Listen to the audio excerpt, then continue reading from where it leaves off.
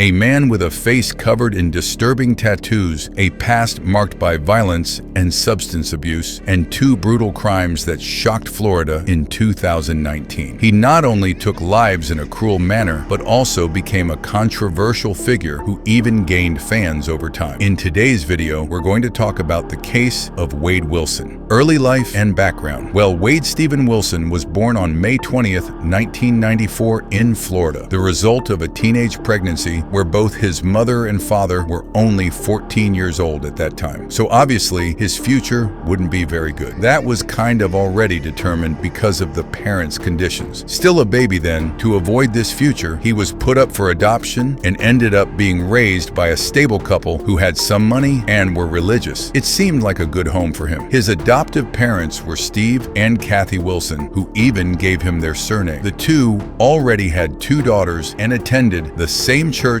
as Wade's biological grandparents, creating a bond with the biological family he had as well. So he had a whole network of people who dedicated themselves to him, gave him a lot of affection and education, and it seemed his life was on a good path. In his first years of life, Wade was actually an active child, participated in sports activities, went to church, did well in school, and was an affectionate child who was very well regarded by everyone. Mental health decline. At age 12, all of this began to change quite a bit. He started isolating himself from everyone and had delusional behavior, began to get very anxious and irritated with everything and everyone, but not in a common way, like a child throwing tantrums or something like that. Really very irritated and something excessive for a child. So at 12 years old, right at this time, Wade started his addiction there, leaving him increasingly paranoid. He said he was constantly being watched, even at that age, and the situation reached such a critical point that the adoptive parents themselves called on the justice system to institutionalize him. They did this under a Florida legal provision called the Baker Act, which allows involuntary detention, that is, without the person wanting it, of people with mental disorders who pose a risk to themselves or others. Wade was institutionalized on more than one occasion, but the treatment didn't have the expected effects. And as a result, instead of him becoming a better person and being able to resolve what was going on in his head, he actually continued to worsen and, in addition, lost the emotional connection he had with his adoptive family. In fact, regarding this, the family always blamed the state for lack of support and help with the boy's health. They didn't even give any diagnosis of what he had or specific medication to try to treat that situation. Basically, he was locked inside an institution, and that's what was done. In addition to these mental problems he was facing, Wade also suffered several concussions during this phase of his life. He played sports, as we mentioned, and at some points he had these concussions, which are basically traumas that happen to the head. He was also involved in some car accidents in his youth when he started driving, which may have seriously affected his neurological functioning. In fact, during the trial years later, he was diagnosed with schizoaffective disorder, antisocial personality disorder, bipolar disorder, anxiety, and depression. That is, he did indeed have problems there and should have somehow been diagnosed and treated for these problems. Criminal history. So in 2012, he started getting involved with crimes like theft, burglary, weapons theft, and assault. He would steal, in most cases, from his own family and take their car, for example, without telling anyone, and disappear with that car for quite a while from home. In fact, it was at age 18 that he called his biological father for the first time looking for money. And his biological father at that time, a curious detail for us to see how he really became a father very early, was 32 years old. Wow, right? So like he was 32 years old and his son, 18 years old, was calling him. Because of these crimes he was committing, in 2013, he was convicted of trespassing and grand theft, spending time in prison until 2014. He would return to prison in 2017, again for theft, this time of weapons, and again was released the following year. That is, here was a second chance for the state to resolve his situation by keeping him imprisoned, right? Which wasn't done. Domestic violence and warning signs. Around this same time, when he got out of jail for the second time, he was in a relationship with an ex-girlfriend with whom he even has a child, Kelly. Kelly was the one who first filed a violence report against him, a police report. This episode happened in 2019, the same year as the crimes he would commit shortly ahead. Wade kidnapped her, tied and gagged her inside a car. He took her far away in this car, beat her her, assaulted her, tried to strangle her, and even broke her ankle using the car's glove compartment. So, like he was a guy completely out of his mind already, right? And in this same episode, the two actually took a long trip there. They went by car to Florida, and during the journey, he would stop at some gas stations and restaurants and keep her inside the car, tied up in the same way. That is, the guy traveled with the woman trapped inside the car and managed to go unnoticed, much because of his appearance, which is an important point here in Wilson's story, because he's a guy we can draw a parallel with Ted Bundy, right? When Ted Bundy was caught at the time, people also said, oh, but this guy is handsome and everything. How could he commit crimes like that, right? How could he be a violent person? So, like, he could arrive at any place, even if it was in the middle of nowhere, without raising any kind of suspicion. And his ex, who made this complaint, Kelly, managed to gather some evidence when she made the report, showing photographs of the bruises she had there, and also some exams she did to prove to the police that, in fact, she had been assaulted. But according to internal police documents, the detective in charge allegedly closed the investigation, citing lack of witnesses and concrete evidence, even though all of this existed, folks. And the case was even closed 34 days after Kelly's testimony, without becoming a legal case or anything. In fact, at no time was a warrant issued, and no effective search to prove or disprove the story she was telling, the murders. So still in 2019, at age 25, he would commit the crimes that would finally make him a famous person in the United States. On the night of October 6, 2019, Wilson, then 25 years old, met Christine Melton,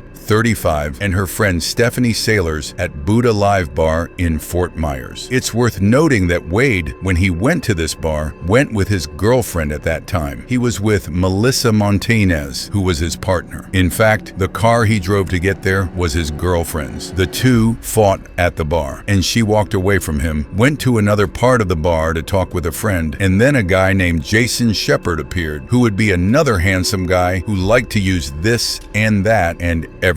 And so the two identified with each other and became friends almost immediately, right? And it was at this time that they started talking with Christine and Stephanie. In the meantime, Melissa saw the situation, was very irritated, had an ugly fight there with Wade, and decided to go home and leave them there. So the four decided to leave the bar too, to go to Jason's house to continue their party. By the way, the girls didn't know he was dating, you know, so like they weren't at fault at all, right? So all four went in Melissa's car, who was the guy's girlfriend. Look here, this is already a pretty complex situation, right? So they stay at Jason's house until morning, and there they decide to go to Christine's house, but only her, Wade, and Stephanie. Jason doesn't go along with the three. Getting there, Stephanie stays for a short time and also decides to leave. Now only the two are left there, and around 8 a.m., Wade strangles Christine using her own clothes. He then took her life, and he didn't know what to do with the body, and so he tried to wrap her body and considered putting her in the car trunk to get rid of the body, but he saw the body was too heavy and gave up because of the weight. Wade then decided to flee and go to his girlfriend Melissa. He even sent some messages. In the messages, we can see that he told Melissa he was going there to return her car. Getting there, he went with Christine's car instead of going with Melissa's car, and she became suspicious and refused to get in his car. He got angry, started assaulting her, and tried to strangle her again. Then she manages to escape from Wade and calls the police to report what was happening. At this moment, Wade starts wandering around in the car with his victim Christine's car aimlessly until he randomly encounters his second victim, Diane Ruiz, 43, who was walking to work and was approached by Wade. He started a conversation asking for information about a nearby school that was around there and convinced her to get in the car. And at the beginning of the journey, Wade already started assaulting Diane too. He also tried to strangle her until they stopped at a vacant lot. There, he threw Diane out of the car and decided to run over her several times. She was run over about 10 to 20 times, and after taking Diane's life, he simply decided to enter a random house. That is, because he was totally out of his mind, right? He had taken the life of a person he met at a bar, then went out on the street wanting to do the same with his ex, right? Who was actually his girlfriend until then. Then he found a random woman on the street, killed the woman, and even ran over her with the car. And according to him, he wanted to turn her into pasta, into spaghetti. It's very sadistic, right? It's like a very sadistic thing. And after that, he invaded a random house he saw was empty, and there he had a meal and then took a shower. In this house, Wade picks up a phone, calls his biological father, and tells him everything he did. Not the adoptive father, biological father, right? Arrest and trial. What Wade didn't know is that his father had put the call on speakerphone, and his biological mother was also there, taking notes on everything he was saying to inform the police. So much so that the father asks Wade for the address of where he was, because they would call an Uber to pick Wade up, right? But actually, who goes to the location is the police, and Wade ends up arrested. Well, when he's arrested, the police see Christine's car, go to her apartment, find her body, and soon after begin the search for Diane. But Diane's body was only found 3 days later. That's because even after running her over so many times, he took her body and threw it in a wooded area, making the search for her difficult. Well, already imprisoned, he became a problem for the state again. That's because he's a very aggressive guy who doesn't behave at all in jail, right? At the end of September 2020, while awaiting trial, Wade Wilson tried to escape from Lee County Jail in Florida. The episode happened on the 30th of that month, and Wilson didn't act alone. The plan included escaping through a cell window he was in with another prisoner located in the upper part of the wall. So he was going to use an exit that apparently wasn't in the escape plan within the jail, right? It was a weak point within the jail. And they tried to remove the frame protecting that structure, right? And then they started to crack the security glass in the expectation that through there they could escape from the place. Additionally, he allegedly wrote a letter addressed to another prisoner asking him to provide a car to wait for them outside the jail. That is, he was going to go through this exit, was going to leave the jail, and outside there would be a car waiting for him. But this note was intercepted, and this added to the marks he had already left trying to remove this frame, right? They proved that in fact he was trying to escape, and whoever would have helped him in this whole plan, including with the car, including in removing the frame and everything, were members of a white supremacist gang called the Unforgiven. In fact, this guy has a swastika tattoo on his face, right? Which shows that in fact he's not very afraid of being involved with this gang. So much so that before he entered jail, right? Before he was arrested, he only had tattoos up to his neck. Then after he was arrested, his face filled up with tattoos, including the swastika. Yeah, so the guy being able to get a swastika tattoo inside jail is absurd. Verdict and aftermath. Well, his trial was on hold for quite a while, from 2019 to 2024. And 5 years later, after months of preparation, he was tried with this swastika already tattooed on his face, right? On the second day of the trial, his father, Stephen, testified that Wilson confessed the crime over the phone, and there were no new testimonies. That is, basically, he had nothing to help him. The defense brought his father to say he had some kind of mental problem and everything, but at the same time, he didn't have a great defense. So much so that the next day, we already had the closing arguments, and the jury withdrew for 2 hours, and after this time, he was found guilty of 6 crimes, including first-degree murder. Even seeing his life kind of going down the drain very quickly, he remained completely motionless, without any expression, and even without any show of remorse. On day 4, when he had already been found guilty, but didn't yet have a sentence, right? The defense brought a neuropsychologist who was Dr. Eisenstein and a psychiatrist who was Dr. Mills, stating that Wilson had an executive deficit and possible schizoaffective disorder, which was a result of trauma and abuse. That is, throwing the blame precisely on his family. The prosecution, meanwhile, countered this situation with the forensic doctor saying that, in fact, this seemed more to have to do with his substance use and his addictions, right? So on the 5th day of trial, we had the jury's deliberation, which lasted about 90 minutes, and the final result was as follows: 9-3 in favor of the death penalty in Christine's case, and 10-2 in favor of the death penalty in Diane's case. That is, he was sentenced to death. The judge in the case agreed with the sentence established by the jury. He entered this death row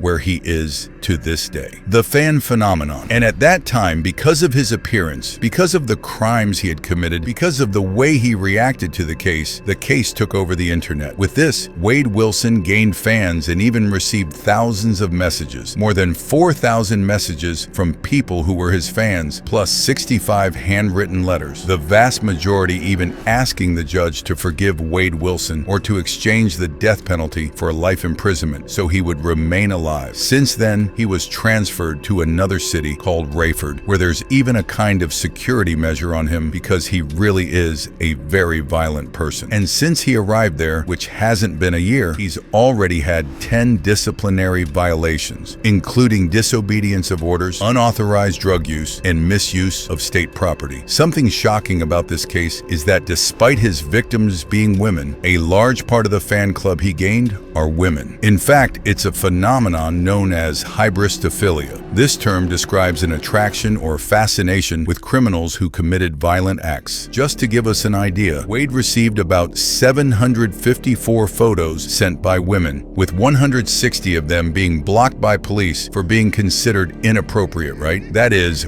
women who wanted to win the guy over and be with him. Man, I think his case only became famous because he's handsome, you know? Because like our playlist here of criminal cases, if you look, there are much bigger cases where the guy did something like, well, okay, here it was very violent, you understand? But I think because he's handsome, the case became much bigger still. Yeah, the relationship people had with him after he was caught, convicted, found guilty, and everything, right? Like the way many people position themselves wanting to be with him is what draws the most attention. This even happened with others. It also happened with Charles Manson, who got married a few times while in prison. It happened here, so it really is a phenomenon that exists and repeats itself. And that was today's episode. I hope you enjoyed it. If you did, leave a like, subscribe to the channel, and comment for us another topic or another person you want to see here in the criminal segment. We're together.